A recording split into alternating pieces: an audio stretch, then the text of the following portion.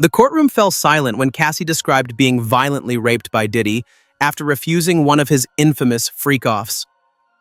That silence shattered as Diddy leaped from his seat, his face contorted with fury. "That's a lie," he roared, prompting the judge to slam his gavel and security to tense. I'm Eva Pilgrim. Thanks for streaming with us. The first week of testimony in the high-profile sex trafficking and racketeering conspiracy trial against Sean Diddy Combs coming to a close. After 4 days on the stand, Cassie Ventura, Diddy's ex, and the woman whose civil lawsuit really cracked open this case, wrapping up her testimony. Earlier in the day, attorneys getting heated over completing. Day 4 had erupted. It's day 4 of the high-stakes trial between music mogul Sean Diddy Combs and his former partner, Cassie Ventura. Today's proceedings took a dramatic turn, marking the most explosive day yet. The trial centers around allegations of sexual abuse, coercion, and a twisted lifestyle of control and manipulation. Cassie's testimony revealed harrowing details that left the jury and spectators stunned. This day was punctuated by a shocking courtroom outburst from Diddy himself, shifting the trajectory of the trial. From damning text messages to a secret audio recording, today unveiled evidence that could irreparably damage Diddy's defense. Her questioning today, she's 8.5 months pregnant and on the verge of going into labor. Prosecutors claiming the defense dragging it out, trying to force a mistrial. The testimony, again, graphic. Ventura's husband, Alex Fine, at one point walking out of court as his wife was peppered with questions about allegedly being raped. Also today, John Richard spotted entering court, the former member of Diddy's girl group, Danity Kane, who prosecutors also called to the stand.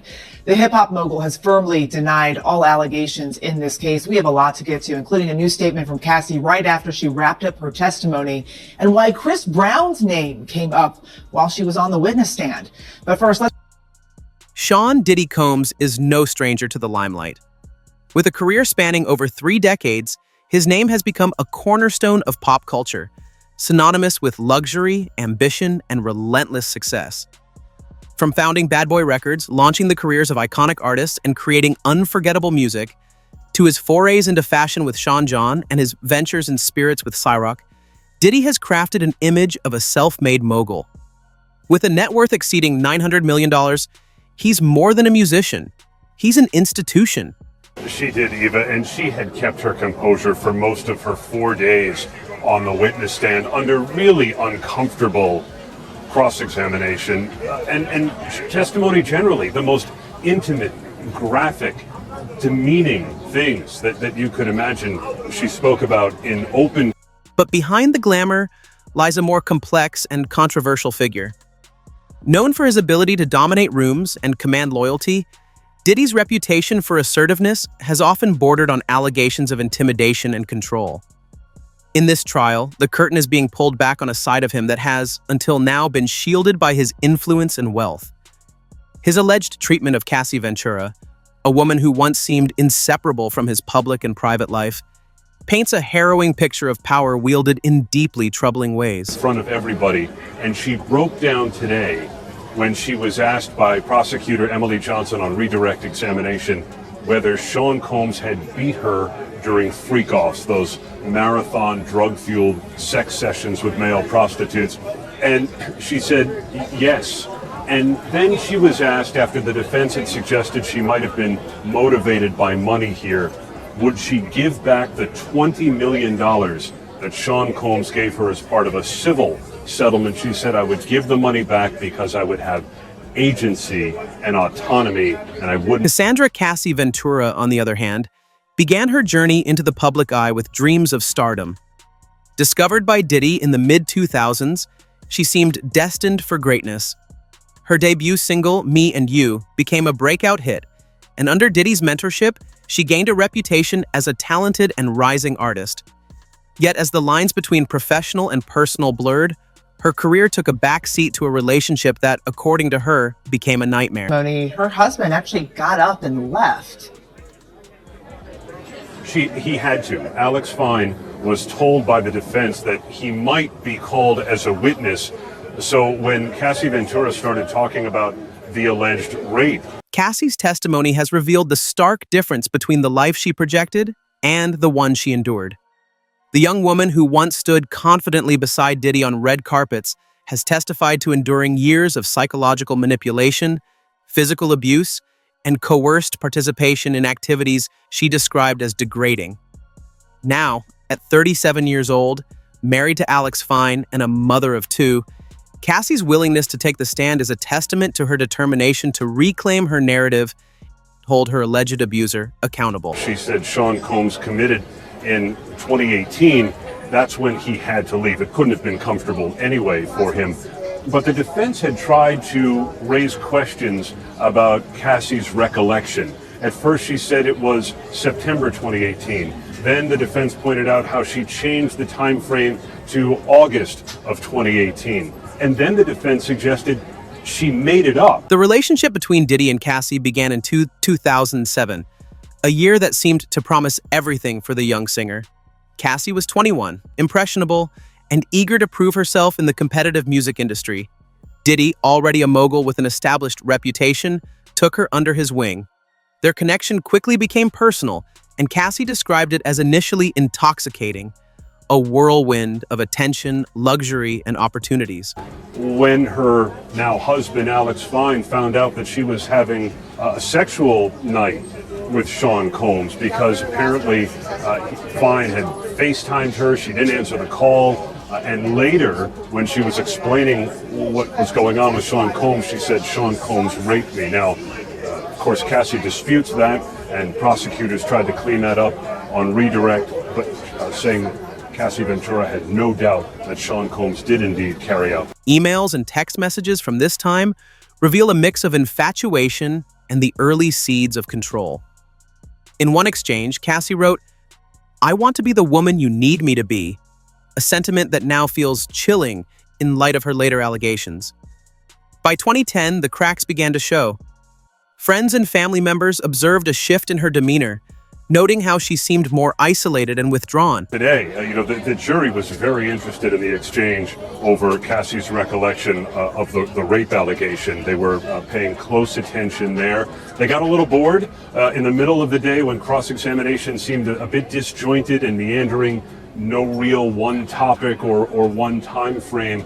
But then, toward the end, the jury got to hold some of the evidence. They got to see the money, the drugs, the baby oil that federal agents said they found in Sean Combs' hotel room in Midtown the night he was arrested. In 2014, Cassie reportedly confided in close friends about feeling trapped in the relationship.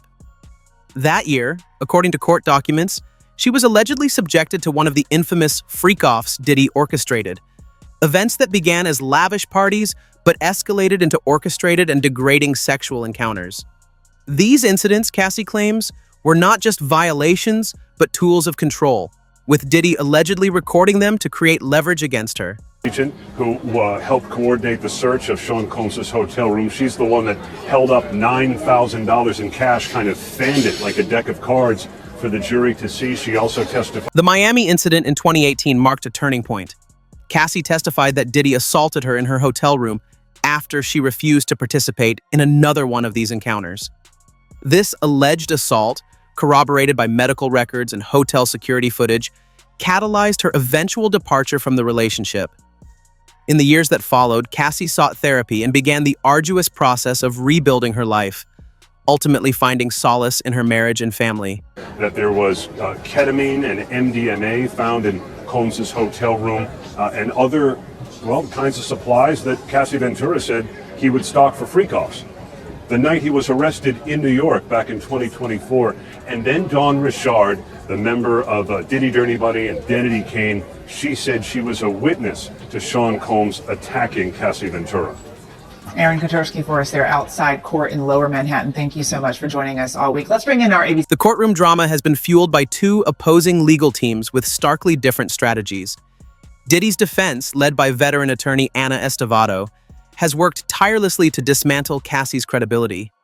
They've presented text messages, emails, and even testimony from individuals close to Diddy, portraying the relationship as consensual and mutually beneficial. Their goal is to shift the narrative, suggesting that Cassie's allegations are motivated by financial gain or revenge rather than a quest for justice. Legal contributor Brian Buckmeyer, you were also there at court today. What do you think was the standout moment of the day? So I think it was kind of hard to piece together what the standout moment was because, as Aaron Katursky pointed out, the cross-examination seemed to meander at times, and I think on top of that, never really got to land the plane for the point they were trying to make. But as I've been following this case, I thought the timeline was very interesting because we know certain facts about this case. Cassie Ventura, when she releases her album. On the other side, Cassie's legal team has taken a meticulous approach, presenting a mountain of evidence that includes medical records, text exchanges hinting at abuse, and testimonies from witnesses who allegedly observed Diddy's controlling behavior. Their strategy is clear: demonstrate a pattern of coercion, abuse, and psychological manipulation that leaves little room for doubt. They've described Diddy's actions as not only criminal, but emblematic of a systemic issue in the entertainment industry, where power and money often shield perpetrators from accountability. Cassie Ventura is nearly 9 months pregnant, and there was some urgency to wrap up her testimony today because she's due any day now. I want to bring in Dr. Alok Patel. Okay, so break this down for us.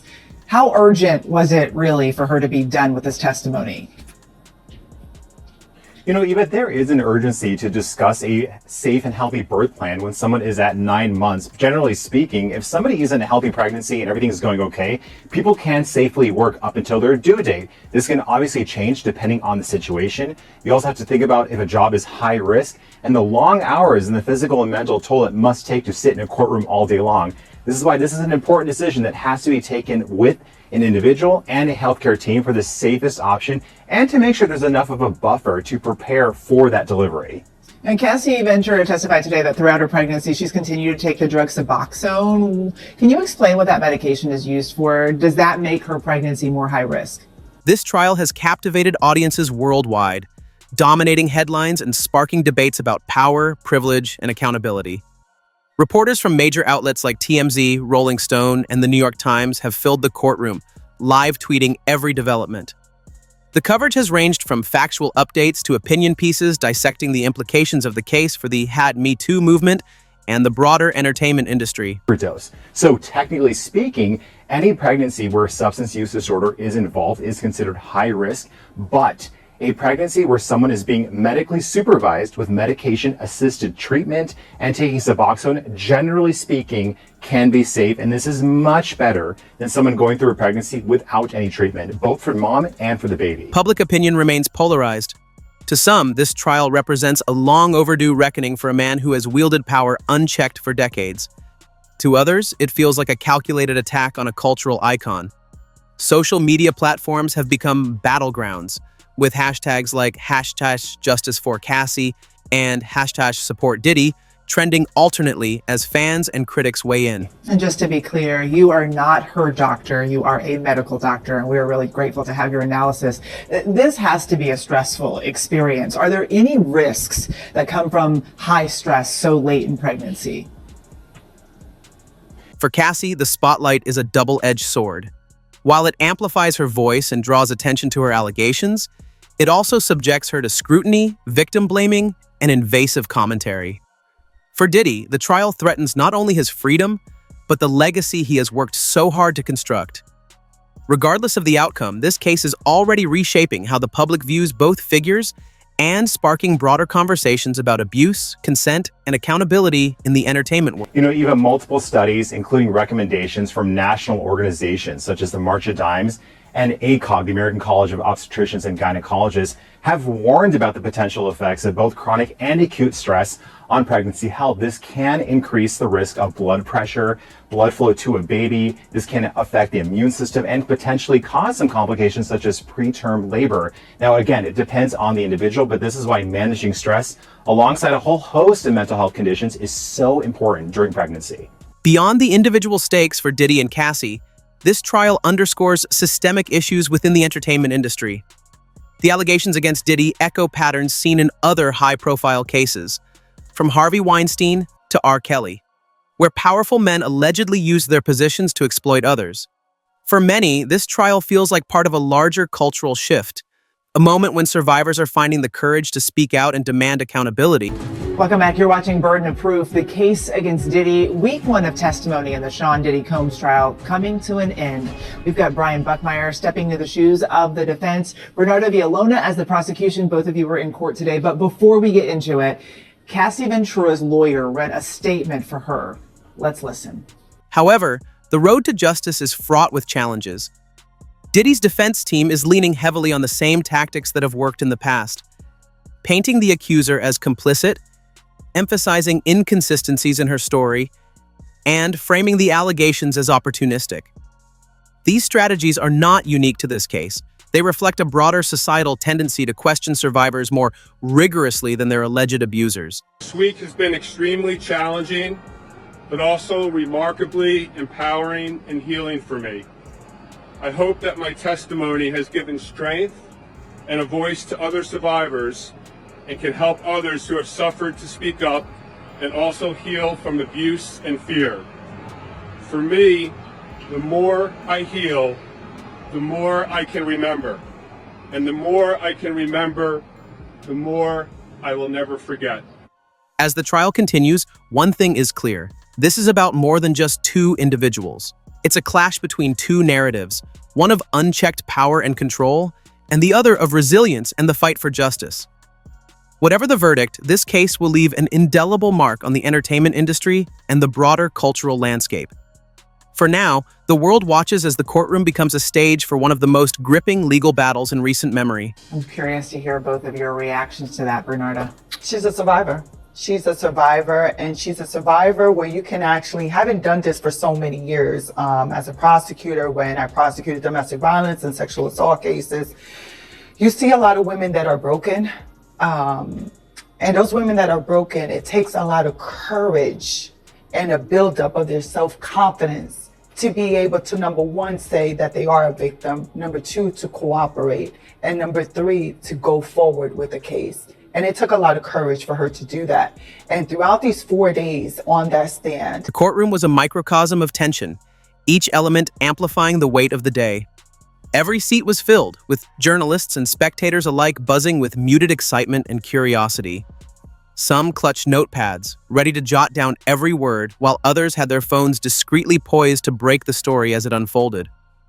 The air was thick with anticipation, a mix of unease and expectancy, as everyone prepared for what promised to be one of the most critical moments of the trial. Cassie's testimony had been the subject of intense speculation for days, and the atmosphere reflected the gravity of what was to come. saw a woman that is clearly broken, but that has built herself up with therapy and rehabilitation to be able to sit forth and testify against Sean Combs, but also built her life up. And I think where we saw it even more of what she went through is that towards the end of her questioning, when she was asked about the $20 million settlement, she would give it all back for her to be herself again. The jurors sat in silence, their expressions ranging from solemn focus to visible discomfort. Some exchanged brief, uneasy glances, while others kept their eyes trained on the judge's bench, seemingly bracing for the revelations that awaited them.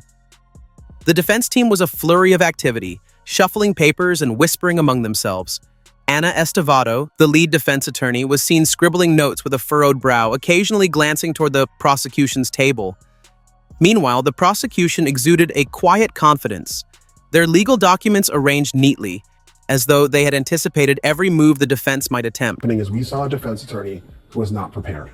Either not prepared because she does not have the time to be familiar with this case. And I say that in the sense of we saw just like the rapid, how this team came together. You have to live and breathe a case like this for months, if not years, to really be able to fluidly move through the case. Or this person does not fully understand the rules of evidence to be able to ask a question in a way to land the plane, to get that answer that you want that is not objectionable by the judge or the government, or the answer is not objectionable. And we saw so many times getting closer and closer and closer to making the point, and then couldn't ask the question in a way that actually landed the plane and got you what you wanted, and it messed up. And that's a big thing for not only a cross-examination, but if you can't get... When Diddy entered the courtroom, all eyes turned to him. His suit was immaculate, tailored to perfection, and his presence commanded attention. Yet, for all his polished appearance, there were unmistakable cracks in his composure. Observers noted his clenched jaw, a faint tremor in his hands as he adjusted his tie and the restless shaking of his leg beneath the table. These were not the signs of a man at ease. They were the physical manifestations of someone under immense strain. Occasionally, he leaned toward his lawyers, whispering urgently, his gaze darting across the room as if scanning for something, perhaps reassurance or a sign of weakness in the opposition. To those familiar with Diddy's public persona, this was a stark departure from the confident, unflappable mogul the world knew. And to focus right back to, look, she was a victim. These freak-offs happen so often. There's no way that someone who endured having someone urinate on them, actually that was one of the redirect questions, that she wanted this. And I think strategically on one of the questions when doing a redirect, she asked, well, what other job did you have? I was a sex worker. Objection sustained, but guess what? You can't unring that bell. The jury heard that, and being a sex worker is part of these. Cassie's entrance was equally captivating, but for entirely different reasons.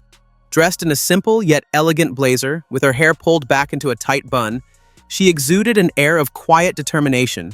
The understated nature of her attire seemed intentional, a visual statement of seriousness and focus. Her face was calm, almost unreadable, though a closer look revealed traces of apprehension around her eyes. As she walked past Diddy, she kept her gaze fixed forward, deliberately avoiding any eye contact. The tension between the two was almost tangible, a silent standoff that everyone in the room felt. For making the banned clips of Combs and Danity Kane, our Kelly Carter has the answer when we come back. The heightened security presence did not go unnoticed. 2 additional officers had been assigned to the courtroom that day, their positions strategically chosen to cover all angles. Their alertness was evident in the way they scanned the room, their eyes darting to every minor movement. This was a courtroom on edge, and the security detail reflected the anticipation of potential disruptions. The atmosphere was one of controlled vigilance, a powder keg waiting for a spark. Welcome back. Court has adjourned for the weekend in the Sean Diddy Combs trial, but people's interest in this still very active online, which brings us to our segment, Searched, where we break down some of the day's biggest. The judge entered promptly, his stern demeanor immediately commanding the room's attention. Known for his no-nonsense approach, he wasted no time in addressing the courtroom. His voice, steady and firm, set the tone for the proceedings. He issued a clear warning. Interruptions would not be tolerated, and decorum was to be maintained at all times. The gravity of his words was underscored by the way he briefly locked eyes with Diddy, a subtle yet unmistakable gesture. It was a reminder that the court was his domain, and any breach of its order would be swiftly dealt with. She covers entertainment and pop culture for us, so a lot of interest, Kelly, surrounding Danity Kane members, including Dawn Richard. Yeah, Dawn, of course, was the last person who took the stand today. She actually filed her own civil suit the end of last year, where she makes very similar allegations that we saw Cassie make in her own civil lawsuit, and of course, as we see now in the federal courts. But Dawn was a member of Danity Kane. We met her on the reality TV Making the Band that aired on MTV, where Diddy was trying to put together a super pop group, and she also was a part of his Diddy Dirty Money group as well, where they toured and did mostly like smaller club dates as opposed to the arenas that she did when she was part of Danity Kane. And we should also note that Combs denies any allegation. As the session began, the tension only grew. The silence in the room was profound, broken only by the occasional shuffle of papers or the muted clicks of pens against notepads. Every glance, every movement seemed amplified, contributing to the growing sense of unease. It was a stage set for drama, with every participant playing their part in a story that had captivated not just the courtroom, but the public at large. And that as well. Now, there were names that surfaced in testimony this week. That was also a big search topic, including Lauren London.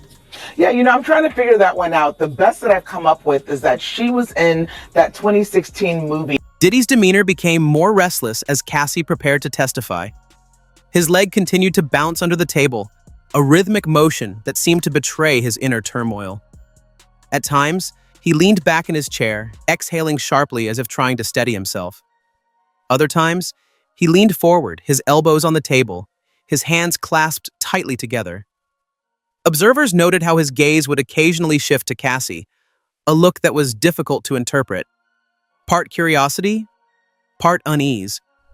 Whatever the emotion, It was clear that her presence affected him deeply. Where we hear talked about a lot that premiered days after the hotel incident that we all have seen in the video. She also, mentioned a couple of years ago when her longtime partner Nipsey Hussle was gunned down that Sean gave her some really solid advice going into that very public funeral service. Other than that, not quite sure why she's popping up in court and why people are trying to draw connect the dots with this one. And this is an interesting question that we're also seeing out there. What does Cassie do now?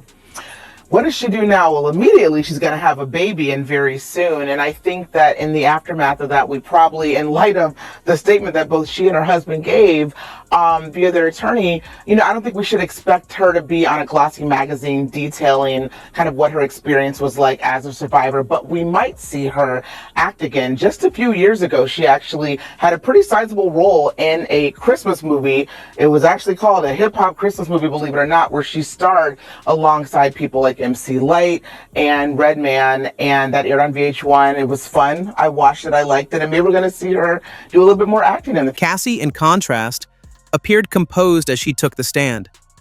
Her movements were deliberate, her posture upright, and her voice steady as she answered the initial questions. Yet beneath this exterior, there were subtle signs of the weight she carried. Her hands gripped the edges of the witness stand tightly, her knuckles whitening with the pressure. When she spoke, her voice carried a measured tone, each word carefully chosen, as though she understood the gravity of her testimony. Today, I was in court for Cassie Ventura's second day of disturbing testimony against Sean Diddy Combs. And inside courtroom 26A in Lower Manhattan, the jury saw for the first time direct material from these so-called freak-offs that she says she was forced to endure. Cassie explained how Diddy's initial response was laughter, as though her refusal was a joke. But when he realized she was serious, his demeanor changed completely. Her words painted a vivid picture of a man who shifted from charm to rage in an instant. "He called me ungrateful," she said, the bitterness in her voice clear. "He said after everything he'd done for me, this was the least I could do." She went on to describe how she left the gathering, retreating to her hotel room in hopes of finding solace. But the night was far from over. At around 3 a.m., there was a loud pounding at her door. Cassie's breathing hitched slightly as she recounted the next moments. "It was him," she said. "I could hear he was drunk, furious." Hotel security footage, already presented as evidence, confirmed Diddy's presence outside her room that night. The courtroom seemed to collectively hold its breath as Cassie described what happened next. "I opened the door to tell him to leave," she said, her hands gripping the witness stand. "He pushed his way in." Her voice broke slightly as she narrated the assault, describing how Diddy threw her onto the bed, his rage punctuated by degrading insults. "I begged him to stop," she said, her voice barely above a whisper.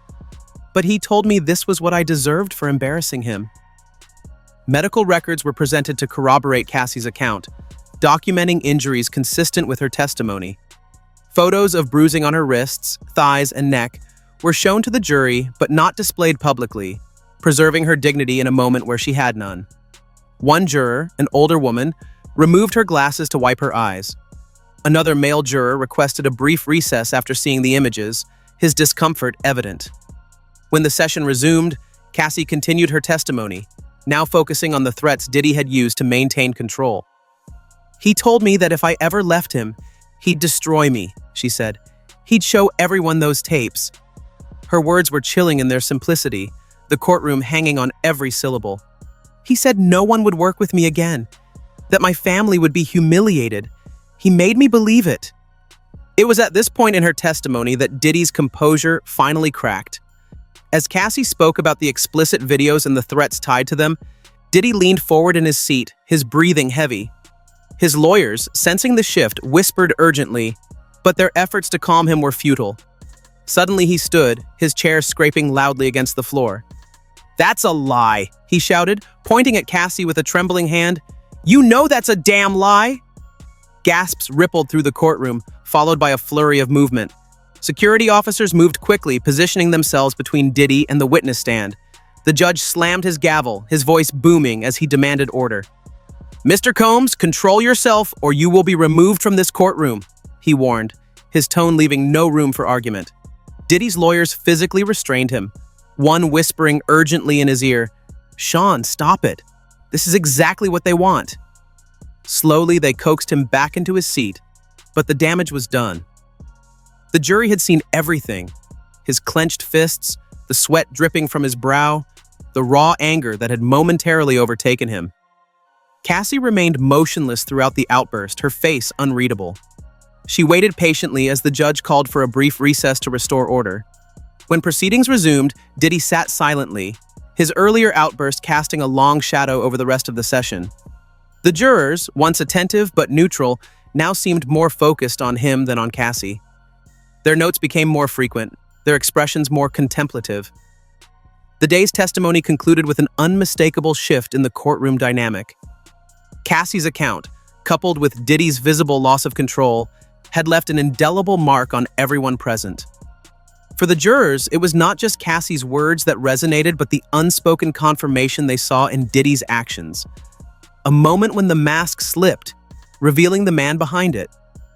The trial, already a spectacle, had reached a boiling point, leaving the courtroom and its participants forever changed. The courtroom settled into a tense silence as Cassie's legal team began presenting the evidence they had meticulously assembled. Every item introduced seemed calculated to leave an impression, reinforcing the narrative of control, coercion, and abuse that Cassie had painted with her testimony. The first piece was a series of text messages exchanged between Cassie and Diddy, retrieved from her phone and authenticated by digital forensic experts. The messages weren't just suggestive, they were chilling. Tales. The alleged abuse, the drug abuse. Today, they didn't have to use their imagination, though. It got real in that courtroom today when the jurors, not the public, not the press, when the jurors saw still screenshots from these freak-offs.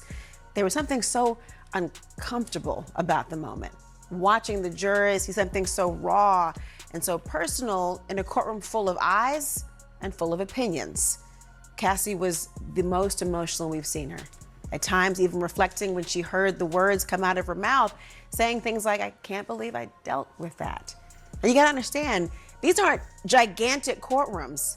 Cassie and Diddy are not at opposite ends of a football field. They are feet from one another.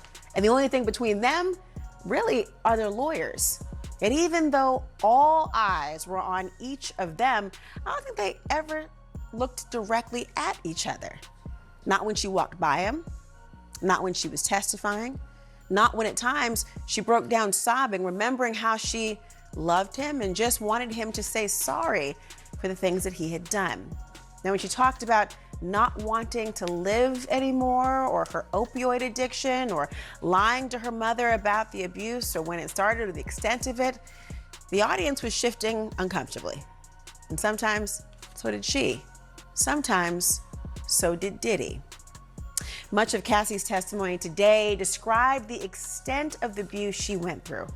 In text, Diddy allegedly wrote, "You better show up tonight or that video from Vegas goes online tomorrow." Another read, "Nobody will work with you in this industry if they see what I have on my phone." These threats were more than words. They were weapons, designed to trap Cassie in fear of public humiliation and professional ruin. The prosecution had printed copies of the text distributed to the jurors, who studied them intently, some with furrowed brows. The damning nature of the messages was undeniable, their tones starkly at odds with the image of a charismatic mogul Diddy had cultivated for decades. The evidence only grew more harrowing as the prosecution moved to the next exhibit, a security camera image from the hallway of the Miami hotel where the alleged assault took place. The still image captured Diddy outside Cassie's door at 3:17 a.m. on the night in question. He was clearly recognizable, his posture and expression bearing the weight of agitation. The timestamp corroborated Cassie's timeline, providing an undeniable visual link to the events she described. When the image was displayed on the courtroom screens, jurors leaned forward, scrutinizing every detail. To support Cassie's account of the assault, her legal team introduced medical records from an urgent care clinic dated March 9, 2018, the morning after the alleged incident. These records documented extensive bruising on her wrists, thighs, and neck, along with other injuries consistent with her testimony. The prosecution's final move in this sequence was showing photos of these injuries to the jury. Though not displayed publicly to respect Cassie's privacy, The descriptions provided by the prosecution were vivid enough to leave an impression. Several jurors glanced toward Cassie, their expressions tinged with a mix of empathy and discomfort. The next phase of evidence presentation brought witnesses to the stand. A former personal assistant of Cassie's testified first, her demeanor a mix of professionalism and visible unease.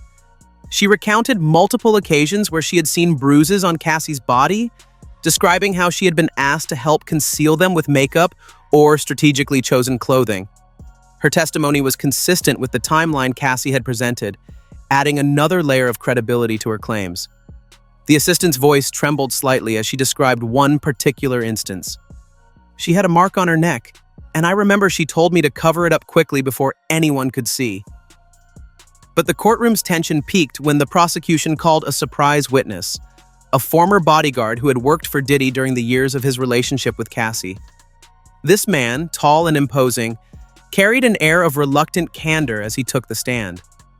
He testified to having been instructed by Diddy to intimidate Cassie on several occasions. "He would tell me to remind her who's in charge," the bodyguard said, his voice low but steady. "At the time, I didn't question it, but looking back, I see it for what it was: control." The bodyguard's testimony included one particularly damning account. He described an incident where he was asked to escort Cassie to an event and to stay close enough to ensure she didn't interact with anyone Diddy deemed off-limits. "He didn't trust her around other people," the bodyguard explained. "It was my job to make sure she didn't talk to anyone he didn't approve of." His admission sent ripples through the courtroom, with jurors jotting notes and exchanging glances. The prosecution's presentation reached a pivotal moment with the introduction of an audio recording, a piece of evidence that had already been the subject of fierce debate between the legal teams. This recording, captured by Cassie in 2018, allegedly featured Diddy threatening her during a heated phone call. The defense had objected vehemently to its inclusion, arguing it was inflammatory and prejudicial. But the judge, after careful consideration, ruled it admissible, marking a turning point in the trial. When the recording was played, the courtroom seemed to hold its collective breath. The audio quality was slightly muffled, but Diddy's voice was unmistakable. His words, laced with anger and menace, echoed through the room. "You think anyone's going to believe you over me? I run this industry. You try to cross me, and I'll make sure your life is over." The silence that followed was almost deafening, broken only by the quiet hum of the recording equipment as it stopped. Diddy's reaction was immediate and visceral. He clenched his fists, his jaw tightening as he leaned toward his legal team, whispering furiously.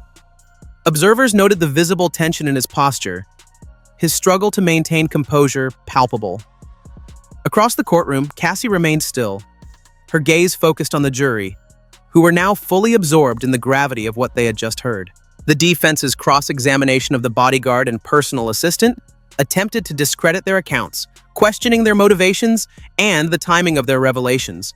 They highlighted perceived inconsistencies, suggesting that the witnesses were either seeking attention or had been influenced by the media frenzy surrounding the trial.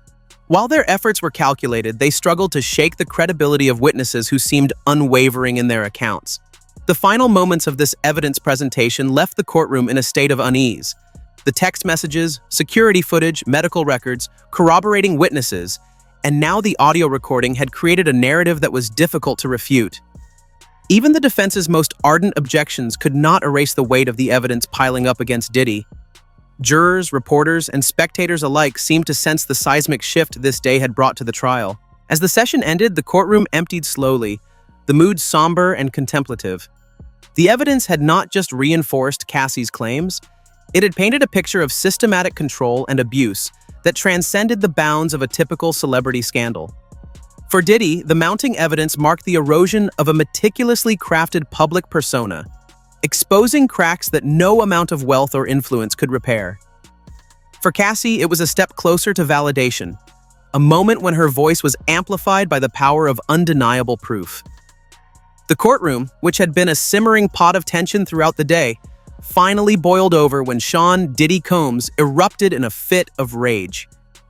It began as Cassie continued her testimony, detailing the threats he had made to release compromising videos of her if she ever tried to leave or expose him.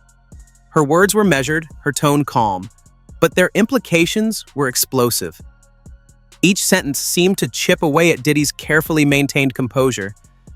The jurors watched intently, some scribbling notes, others staring at him for any reaction. Then, as if a dam had burst, Diddy stood abruptly, his chair scraping against the floor with a jarring sound. His voice, sharp and loud, cut through the courtroom like a whip. "That's a lie," he shouted, pointing at Cassie with a trembling hand. "You know that's a damn lie." His outburst was so sudden and forceful that several people in the gallery gasped audibly. The jurors froze, their pens hovering mid-air as they processed the sight of the defendant unraveling before their eyes. Security officers, who had been stationed strategically around the courtroom, sprang into action, moving swiftly to form a barrier between Diddy and the witness stand. Cassie remained seated, her expression neutral, as though she had been expecting such a reaction. Across the room, Diddy's legal team scrambled to contain the situation. Two of his lawyers physically restrained him, whispering urgently in his ear. "Sean, stop it! This isn't helping," one of them could be heard saying. Another lawyer tried to signal for calm, his face pale and taut with stress.